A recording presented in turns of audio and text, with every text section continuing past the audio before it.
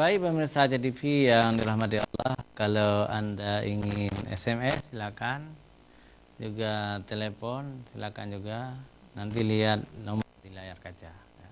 Insyaallah kami akan menjawab pertanyaan-pertanyaan dari Anda. Jadi tema kita hari ini kriteria pemimpin Islam. Silakan SMS, WA juga boleh di nomor yang sama.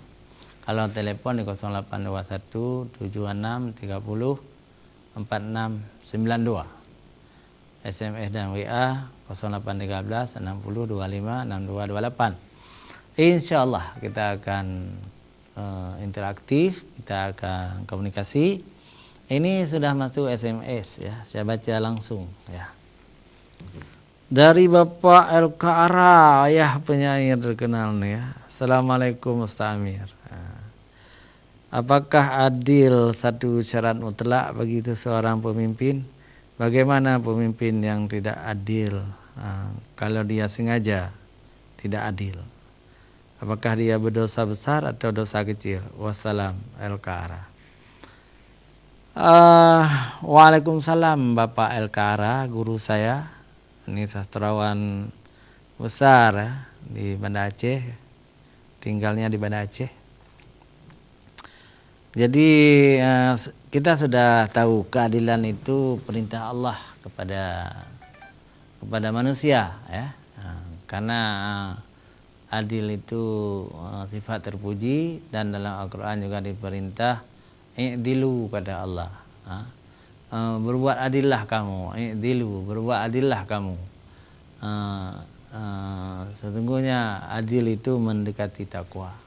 Jadi adil itu mendekati takwa atau pakaian orang-orang takwa. Jadi seorang pemimpin memang wajib berlaku adil, kalau tidak tentu dia tidak disenangi oleh rakyatnya ya. Tetapi apakah dia mampu berlaku adil karena dia memimpin banyak manusia? Tentu yang penting niatnya ada, usahanya ada. Kalau belum merata keadilan itu akibat banyaknya manusia yang dia pimpin. Demikian guru saya Bapak LKR.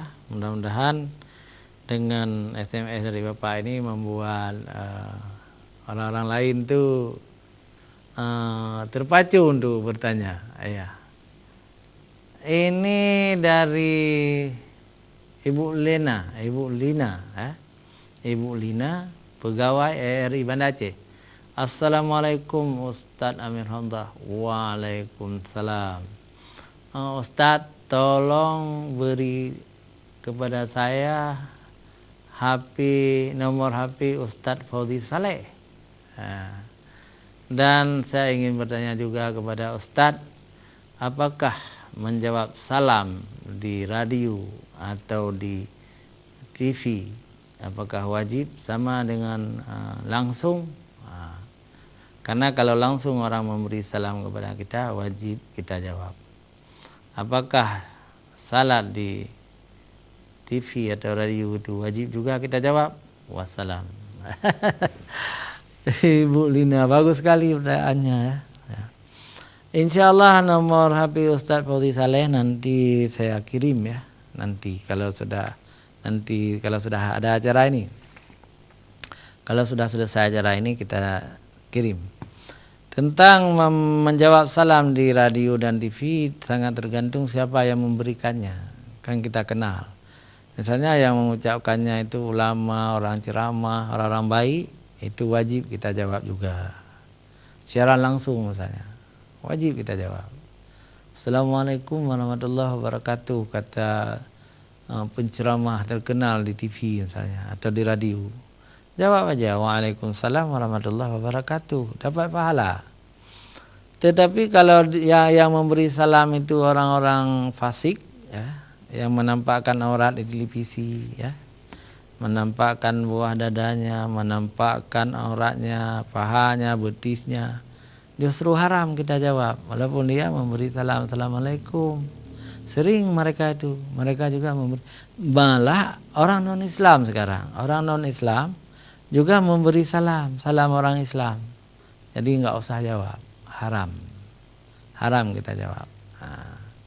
Karena salam itu doa. Jadi orang kafir tidak perlu mendoakan kita orang Islam. Masing-masing kita punya doa sendiri. Ya, doa yang diucapkan oleh orang kafir kepada kita Allah tidak menerima karena mereka itu orang musyrik.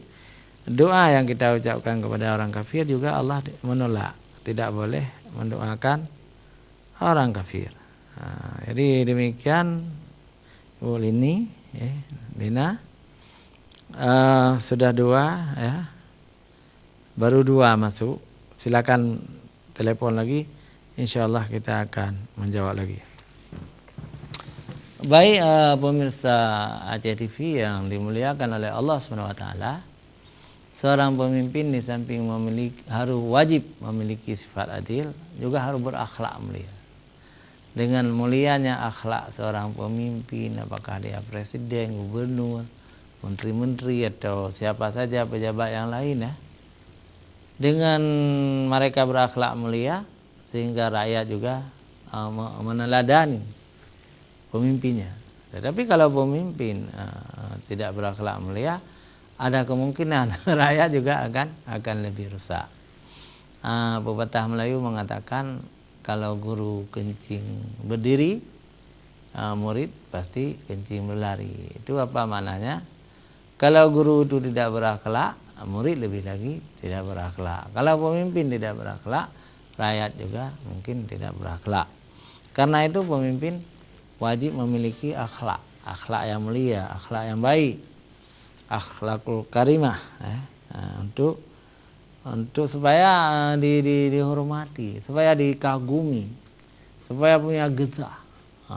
Pemimpin yang punya getah, punya martabat di mata rakyatnya, dia harus berakhlak. Dan kalau akhlaknya sudah bagus ya, biasa agamanya juga bagus. Tapi kalau akhlaknya buruk, biasa agamanya juga buruk, ibadahnya juga amburadul. Jadi akhlak itu sangat menentukan. Maka Rasulullah diutus, innama bu'istu liutamima makarimal akhlak. Sesungguhnya aku diutus untuk menyempurnakan akhlak yang mulia. Nah, itu hadis ya. Hadis riwayat Abu Daud. Juga Chowki Bek itu seorang sastrawan dari Mesir, pernah bersyair ya. Innamal umamu akhlaquhu ma baqiyat fa in humu dhahabat akhlaquhu dhahabu. Sesungguhnya sebuah bangsa itu akan baik kalau baik akhlak rakyatnya itu, dan sebuah bangsa itu akan rusak kalau akhlak manusianya itu atau rakyatnya itu rusak. Karena itu menjaga akhlak itu adalah kewajiban bagi seorang pemimpin. Jadi semua yang baik itu akhlak. Orang berbuat baik tidak mesti diam ya. Jadi semua perintah agama dijalankan itu sudah berakhlak mulia. Semua ajaran agama ditinggalkan, yang dilarang oleh Allah dijauhi, ditinggalkan, orang itu berarti sudah berakhlak mulia juga. Tapi sebaliknya, kalau orang meninggalkan semua perintah Allah, juga mengerjakan semua maksiat, sama dengan orang itu orang yang merusak agama, merusak bangsa. Maka di negeri kita ini kaum komunis yang ateis itu diundang, dilarang keras, tidak boleh hidup di bumi pertiwi ini. Karena orang-orang komunis itu tidak bertuhan, tidak ada Allah, maka dilarang orang komunis. Tetapi kenapa orang-orang Cina itu bisa kaya raya, bisa cerdas, padahal mereka itu komunis? Itu istidrat yang diberikan oleh Allah SWT kepada mereka, karena mereka memang hanya memiliki dunia saja, akhirat mereka tidak ada. Orang-orang komunis semua hari akhirat masuk neraka jahanam karena mereka tidak beriman kepada Allah Subhanahu wa taala. Kita yang orang-orang muslim ini, orang beriman kepada Allah Subhanahu wa taala, Memang kadang-kadang di dunia ini penuh cobaan, kemiskinan, kebodohan, penuh cobaan. Namun demikian, kalau kita beriman dan bertakwa kepada Allah SWT, bisa jadi penderitaan kita hanya di dunia saja. Di akhirat kita masuk surga. Amin. Jadi bahagia sekali kita di akhirat. Di dunia susah. Ada juga orang yang di dunia senang, kaya dia, walaupun seorang Islam juga kaya. Di akhirat juga masuk surga, itu lebih baik lagi, ya, lebih baik lagi. Ada orang seperti itu, misalnya kalau sahabat Nabi itu Abdurrahman bin Auf, dia itu orang sangat kaya, tapi dijamin masuk surga oleh Rasulullah. Begitu juga Khadijah, istri Nabi itu sangat kaya, Khadijah binti Khuwailid, masuk surga juga. Ada lagi Utsman bin Affan, menantu Rasulullah, itu orang kaya juga. Ada lagi paman Rasulullah Abbas bin Abdul Muttalib, itu orang kaya juga. Semua masuk surga. Jadi orang kaya itu masuk surga karena dia beriman kepada Allah. Orang miskin juga begitu. Kalau dia beriman kepada Allah masuk surga. Misalnya Sayyidina Ali itu miskin, masuk surga beliau tuh, dijamin. Juga Ammar bin Yasir miskin, tapi masuk surga dijamin. Zaid bin Harithah miskin, Usamah miskin, Ummu Aiman miskin, dijamin masuk surga. Karena ketakwaan mereka. Karena Allah tidak memandang harta kamu, tapi yang dipandang oleh Allah adalah ketakwaan kamu. Miskin di dunia masuk surga berarti kaya kita hari akhirat, karena dalam surga itu penuh kenikmatan, apa yang kita inginkan ada. Yang paling malang manusia di dunia miskin, di akhirat juga tidak masuk surga, itu yang paling malang. Kayak orang-orang kafir yang di dunia ini miskin, malang kali mereka itu. Di dunia miskin orang kafir, di akhirat itu jangan tanya lagi, di akhirat mereka itu dalam neraka karena tidak beriman kepada Allah SWT. Jadi yang paling baik tentunya yang kaya di dunia tapi juga beriman masuk surga. Itu sangat bagus. Miskin di dunia tapi beriman, itu masih bagus. Masih bagus. Yang tidak bagus cuma golongan yang miskin di dunia, miskin di akhirat, masuk neraka, itu tidak bagus. Atau sebaliknya, kaya di dunia, di akhirat miskin, masuk neraka, itu juga rugi, rugi juga. Karena itu pemirsa TV yang dirahmati Allah, kita wajib berusaha supaya kita selamat di dunia dan di akhirat dengan doa kita tadi, Rabbana atina fid dunya hasanah wa fil akhirati hasanah wa qina adzabannar. Ya Allah, ya Tuhan kami, berilah kebahagiaan kami di dunia dan berilah kebahagiaan kami di akhirat, dan lindungilah kami dari siksa api neraka. Nah, kembali kepada materi kita, kriteria pemimpin Islam. Seorang pemimpin Islam harus mampu membaca Al-Quran. Membaca Al-Quran harus bagus, harus fasih. Kalau tidak bisa belajar. Sangat aneh kalau seorang pemimpin Islam tidak baik baca Al-Qurannya, malah misalnya tidak bisa. Itu kan aneh sekali. Kenapa mereka tidak mau belajar kitab sucinya? Harus dia belajar kitab sucinya, belajar membacanya, belajar makhrajnya, belajar tafsirnya, hadisnya. Jangan remehkan agama. Baru hebat. Itu ada Presiden Turki Tayyip Erdogan tuh. Itu bacaan Qur'annya luar biasa, sangat indah. Jadi perlu seorang pemimpin itu mampu membaca Al-Quran yang baik. Baik pemirsa TV yang dirahmati Allah, saya ingin melihat SMS lagi, juga WA. Siapa tahu ada yang menelepon. Iya.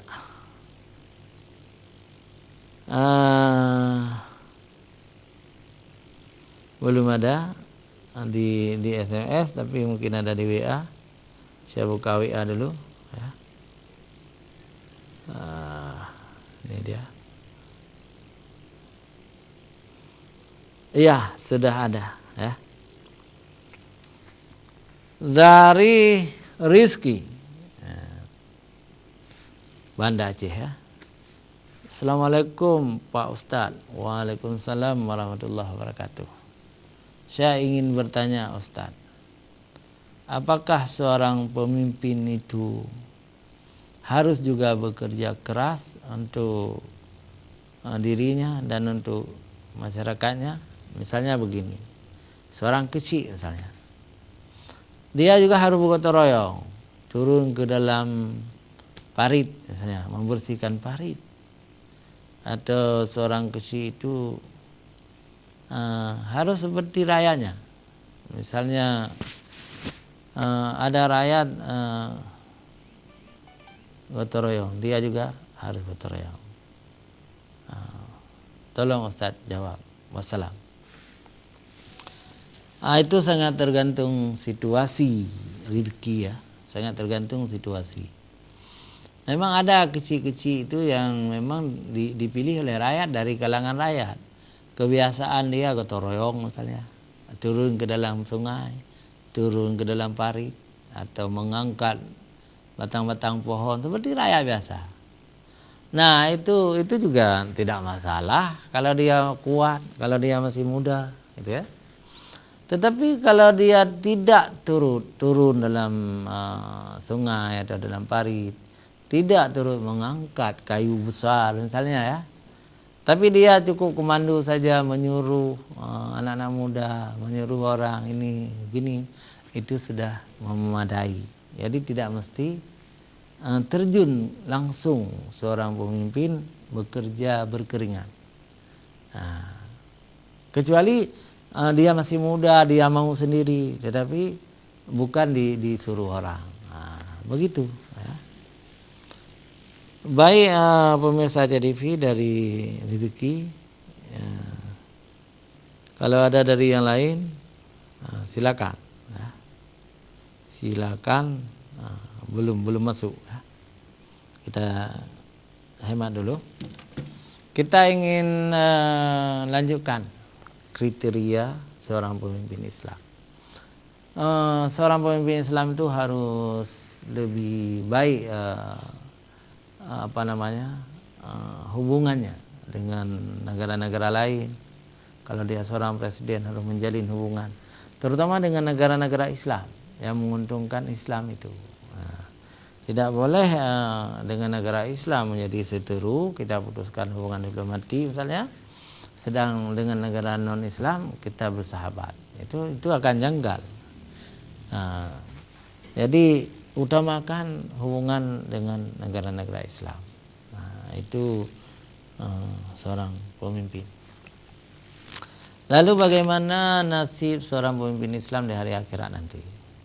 Nah, pemimpin yang adil menurut hadis Abu Daud ya, pemimpin yang adil itu 500 tahun lebih duluan masuk surga ketimbang seorang abidin. Abidin itu adalah orang abid, orang yang salat terus, ibadah terus, dia memikirkan akhirat saja, dia kurang memikirkan dunia, salat terus, salat terus.